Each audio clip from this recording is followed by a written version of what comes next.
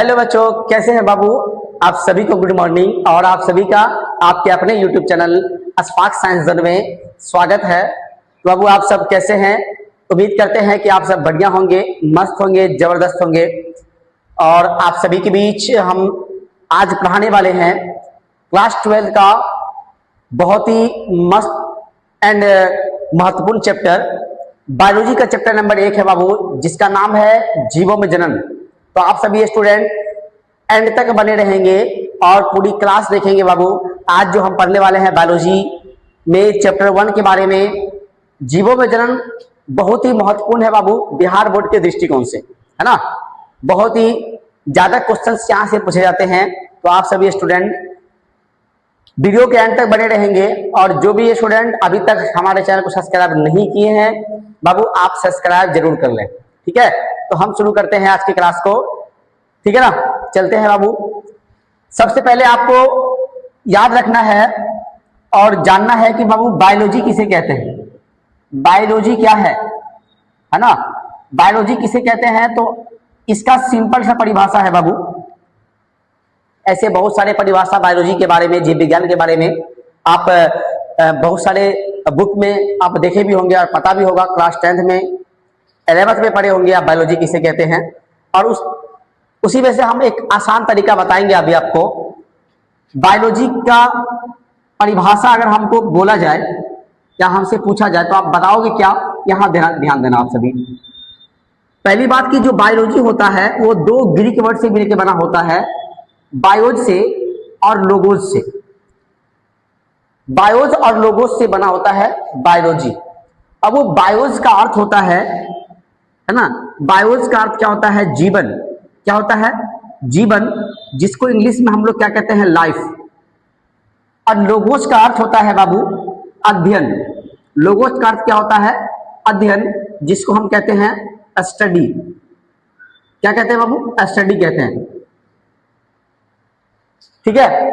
बायोज का अर्थ क्या हो गया? जीवन, जिसको लाइफ कहते हैं। लोगोज का अर्थ क्या हो गया? अध्ययन, जिसको हम क्या कहते हैं? स्टडी कहते हैं।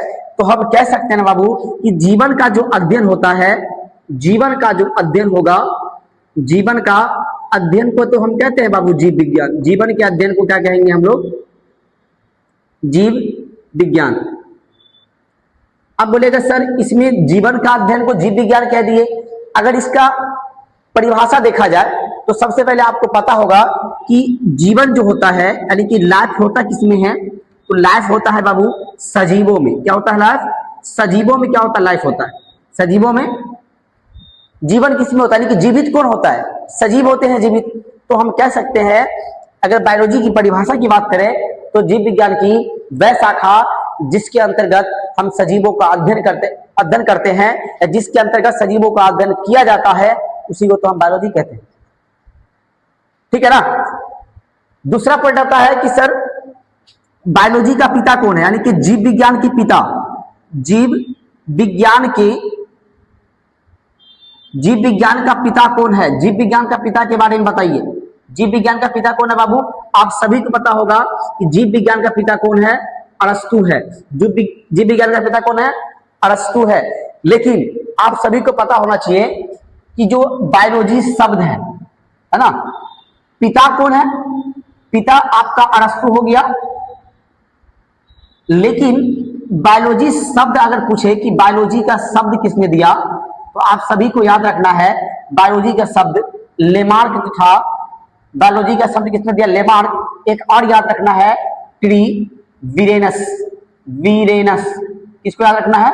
ट्रीविरेनस को। यानी कि बायोलॉजी का शब्द लेमार्क और ट्रीविरेनस ने दिया, लेकिन बायोलॉजी का पिता कौन है? अरस्तु है। कहने का मतलब यह है बाबू कि पैदा करने वाले और नाम रखने वाले में अंतर होता है ना। तो जो फादर कहलाता है वो है आपका अरस्तु, और जो बायोलॉजी का शब्द नाम दिया वो कौन है बाबू? लेमार्क और ट्रीविरेनस। अब हम आते हैं बाबू कि बायोलॉजी का शाखा यानी कि जीव विज्ञान की अगर हम बात कर ले कि जीव विज्ञान की शाखा के बारे में बताइए। जीव विज्ञान की शाखा तो आप सभी को पता होगा, इसको इंग्लिश में कहते हैं branch of biology. Branch of biology, ठीक है ना, ब्रांच ऑफ बायोलॉजी। तो जीव विज्ञान की जो शाखा है बाबू, वो आपको याद रखना है, जीव विज्ञान की दो शाखा है। पहली है जंतु विज्ञान, जंतु विज्ञान, और दूसरा है वनस्पति विज्ञान, वनस्पति विज्ञान। पहला है जंतु विज्ञान, दूसरा है वनस्पति विज्ञान। जंतु विज्ञान का जो पिता है बाबू, अगर इसका इंग्लिश नाम देखें पहले, तो इंग्लिश में कहते हैं इसको zoological science, zoological, zoological science, zoological science और बॉटनिकल साइंस। वनस्पति क्या कहते हैं? Botanical science. अब जूलॉजी, जंतु विज्ञान का पिता किसे कहा जाता है? जंतु विज्ञान का जो पिता है वो है अरस्तु। कौन है? अरस्तु है। जो बायोलॉजी का पिता है वही जंतु विज्ञान का पिता है ना। लेकिन वनस्पति विज्ञान का अगर हम पिता की बात कर ले, इसका नाम है बाबू, पिता कौन है इसमें? वनस्पति विज्ञान का पिता है थियोफ्रेस्टस। कौन है बाबू? Theophrastus, Theophrastus. थियोफ्रेस्टस कौन है? जंतु वनस्पति विज्ञान का पिता। बाबू बायोलॉजी चैप्टर शुरू करने से पहले बायोलॉजी के बारे में आप सभी स्टूडेंट इसको याद रखेंगे कि बायोलॉजी कहते किसको है, बायोलॉजी का परिभाषा क्या है, बायोलॉजी का पिता कौन है, बायोलॉजी शब्द किसने दिया, बायोलॉजी यानी जीव विज्ञान की शाखाएं कितनी है, उन शाखा के पिता कौन है, यानी कि जूलॉजिकल साइंस के पिता कौन है और बॉटनिकल साइंस के पिता कौन है। तो आप सभी स्टूडेंट इसको नोट करेंगे, यानी कि स्क्रीनशॉट ले लेंगे। चलिए, हो गया। तो बाबू हम इसको साफ करते हैं, है ना।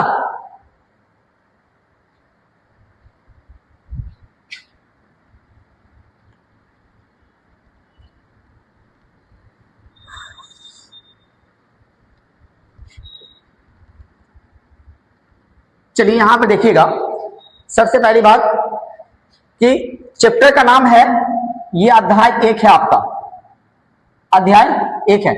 चैप्टर का नाम है बाबू जीवों में जनन।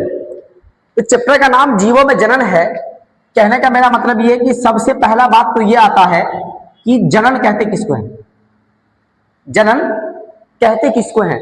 जनन का इंग्लिश अगर हम देख ले, जनन का इंग्लिश कहते हैं इंग्लिश में रिप्रोडक्शन, रिप्रोडक्शन। तो सबसे पहले बात कर ले कि जनन जो होता है, रिप्रोडक्शन को दो भाग में देख लीजिएगा। एक होता है रिप्रो, है ना, री होता है, और दूसरा होता है, एक होता है रिप्रो और दूसरा क्या होता है डक्शन, है ना। रिप्रो का मतलब होगा पुनः या दोबारा। क्या होता है?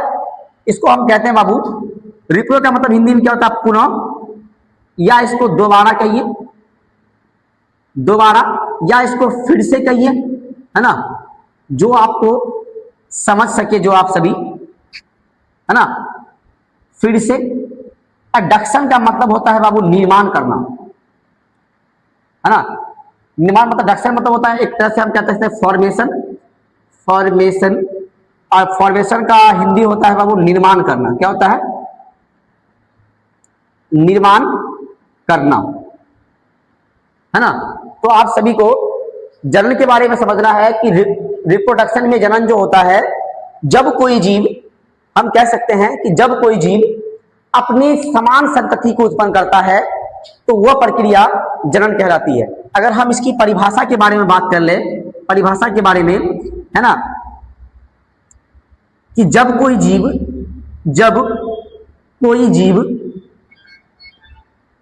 जब कोई जीव, है ना, जब कोई जीव अपने समान, अपने समान संतति, अपने समान संतति उत्पन्न करता है, उत्पन्न करता है, उत्पन्न करता है, तो वह प्रक्रिया उत्पन्न करता है, तो वह प्रक्रिया जनन कहलाती है, जनन कहलाता है, जनन कहलाता है। इस प्रकार से आप जनन के बारे में समझ सकते हैं कि रिप्रोडक्शन किसे कहते हैं, जनन किसे कहते हैं, है ना। तो जनन में क्या होता है कि जो जीव होते हैं वो अपने समान, अपने जैसा संतति को पैदा करते हैं।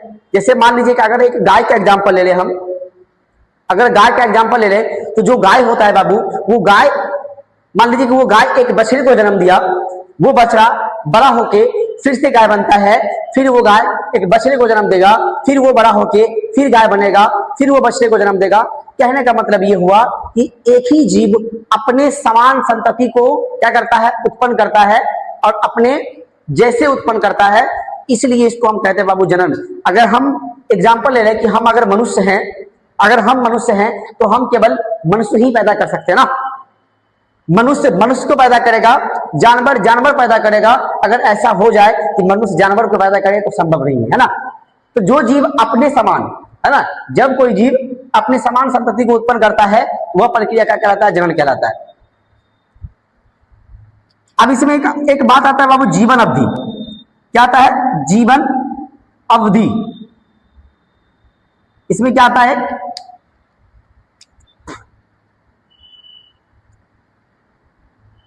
जीवन अवधि। जीवन अवधि इंग्लिश में कहते हैं बाबू इसको लाइफ स्पैन, लाइफ स्पैन कहते हैं इसको, ठीक है। अब जीवन अवधि का, जीवन अवधि का इसमें क्या चीज है, मतलब समझना, इसमें ध्यान दीजिएगा आप सभी स्टूडेंट, कि जो भी जीव, मान लीजिए कि कोई जीव है, इस पृथ्वी पर जो जीव जन्म लिया है वो एक न एक दिन मरेगा, ये आप सभी को पता है। अगर हम इंसान जन्म लिए हैं, अगर हम इंसान यहाँ पे इस पृथ्वी पे जन्म लिए हैं, तो हम सभी को पता है कि हमको और आपको एक न एक दिन मरना है। तो हम जीवन अवधि के बारे में कह सकते हैं कि किसी भी जीव के, किसी भी जीव के जन्म से लेकर जब वो पैदा होता है, किसी भी जीव के जन्म से लेकर उसकी प्राकृतिक मृत्यु तक, जीव, किसी भी जीव के जन्म से लेकर उसकी प्राकृतिक मृत्यु तक की अवधि को ही तो कहा जाता है जीवन अवधि। यानी कि एक जीव जब जन्म लेगा और जब वो मरेगा, इसके बीच की जितनी भी अवधि होगी उसको जीवन अवधि कहते हैं, ठीक है ना। तो हम कह सकते हैं कि जीव के, किसी भी जीव के, किसी भी जीव के जन्म से लेकर, जन्म से, किसी भी जीव के जन्म से लेकर, जन्म से लेकर प्राकृतिक मृत्यु तक, प्राकृतिक मृत्यु तक की अवधि को, की अवधि को जीवन अवधि कहा जाता है, कहा जाता है। तो आप सभी स्टूडेंट उम्मीद है कि समझ गए होंगे बाबू कि जीवन अवधि के बारे में, लाइफ स्पेन के बारे में, कि किसी भी जीव के जन्म से लेकर उसकी प्राकृतिक, है ना, जन्म से लेकर, है ना, उसकी प्राकृतिक मृत्यु तक की जो अवधि होती है वो जीवन अवधि कहलाती है। अब इसमें कुछ जीव है और उसका जीवन अवधि आप सभी को याद करना है, ठीक है ना। तो बाबू इसको आप स्क्रीनशॉट ले लें, ले लिए। चलिए हम इसको साफ करते हैं।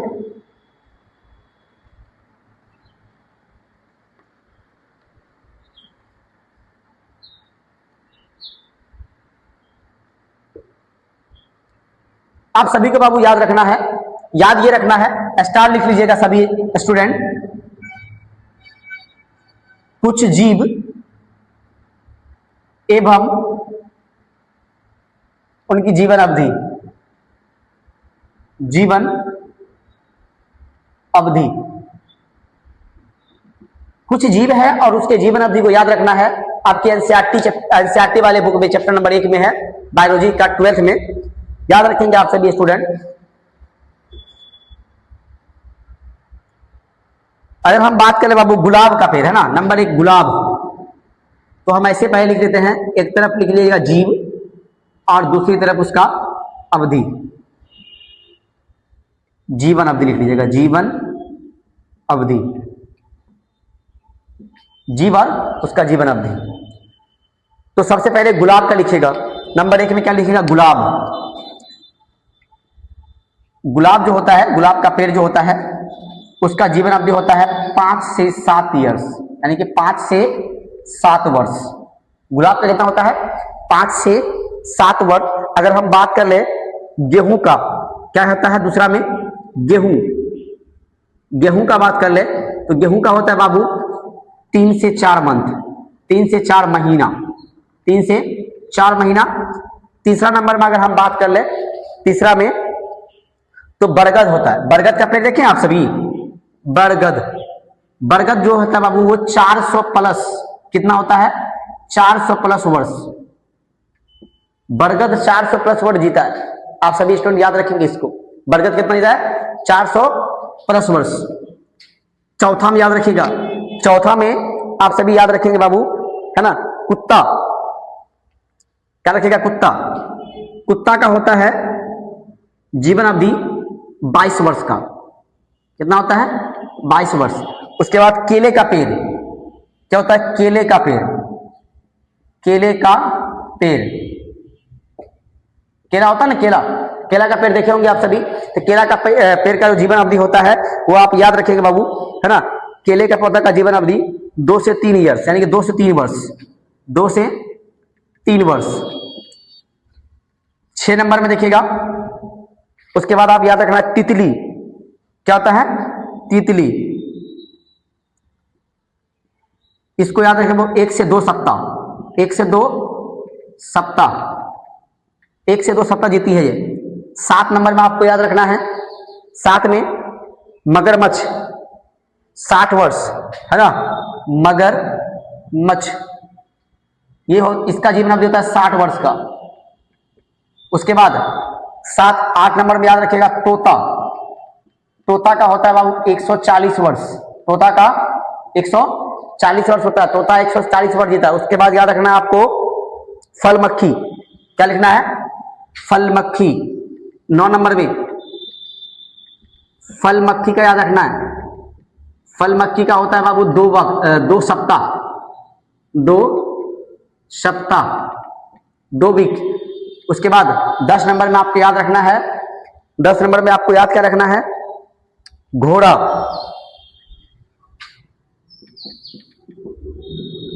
घोड़ा का याद रखना है बाबू। घोड़ा का अगर आप सभी देखे होंगे एनसीईआरटी बुक में, तो घोड़ा का 40 से 50 वर्ष होता है। घोड़ा कितना होता है, 40 से 50 वर्ष, 40 से 50 वर्ष। 11 नंबर में लिखिएगा, 11 नंबर में हो जाता है आपका कौवा,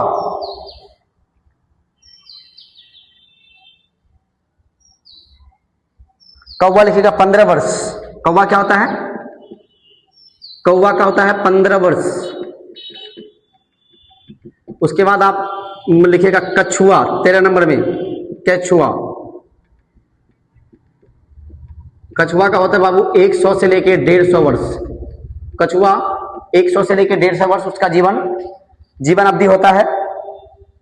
गाय का लिख लीजिएगा, गाय होता है बाबू 22 वर्ष।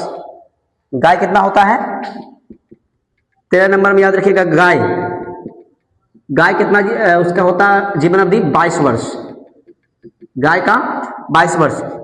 14 में लिख लीजिएगा, गाय हो गया। उसके बाद एक और है, उसको लिख लीजिएगा वो हाथी, हाथी होता है,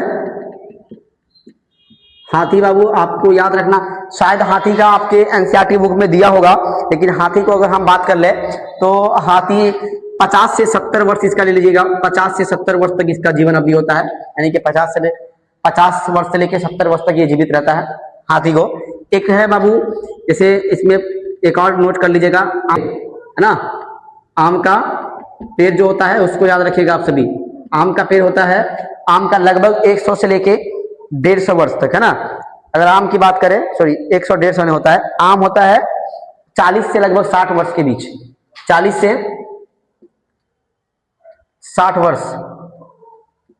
तो इस प्रकार से कुछ जीव हैं और कुछ हमारे पेड़ पौधे भी हैं, ठीक है। तो आप सभी उसका, सभी स्टूडेंट इसका स्क्रीनशॉट ले ले। और यहाँ से बाबू बिहार बोर्ड में कम से कम 1 से 2 नंबर तो पूछ ही जाते हैं जीवन अवधि के बारे में, कि जीवन अवधि क्या है, उसके समझाए, या फिर ऑब्जेक्टिव में पूछा जाता है कि इसमें किसी का पूछेगा कि इसका जीवन अवधि क्या है ना। तो आप सभी को याद रखना है बाबू। एक चीज याद रखना, NOT करके नोट में लिख लेना, नोट में, कि आकार से क्या होता है, आकार से जीवन अवधि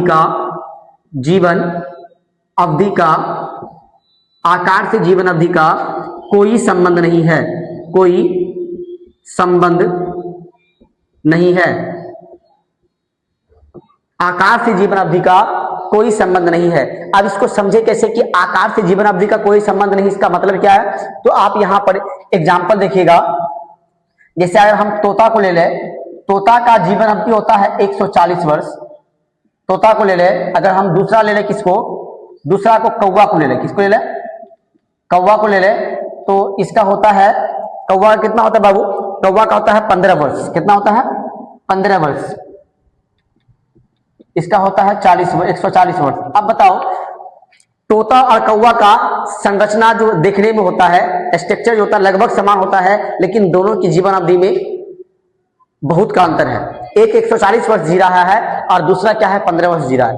कहने का मतलब यह कि दोनों का आकार लगभग सेम है, तोता और कौवा का आकार लगभग बहुत हद तक सेम होता है, लेकिन दोनों का जीवन अवधि में बहुत का अंतर होता है। इसी प्रकार से अगर हम दूसरा एग्जाम्पल ले लें, तो दूसरा एग्जाम्पल के बारे में आप समझिएगा कि मान लीजिए कि एक लेंगे बरगद को, एक बरगद ले लिए, बरगद जीता है, बरगद का पेड़ जो होता है उसका जीवन अवधि 400 प्लस वर्ष होता है, 400 प्लस वर्ष। लेकिन वहीं पे अगर दूसरी ओर आम को देखा जाए, आम के पौधा को, तो आम जो होता है वो कम से कम 40 से 60 वर्ष जीता है, यानी उसका जीवन अवधि।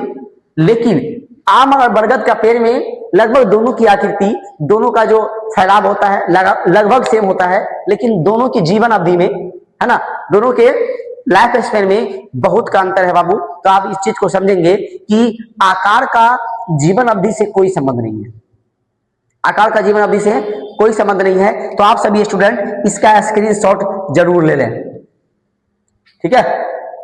तो ये बाबू आपका कुछ इंट्रोडक्शन था आज की क्लास में, जो हम आपको बताए हैं जीवों में जनन, जो आपका बायोलॉजी का चैप्टर नंबर 1 है, उसमें जनन किसे कहते हैं इस चीज को समझ गए हम लोग, है ना।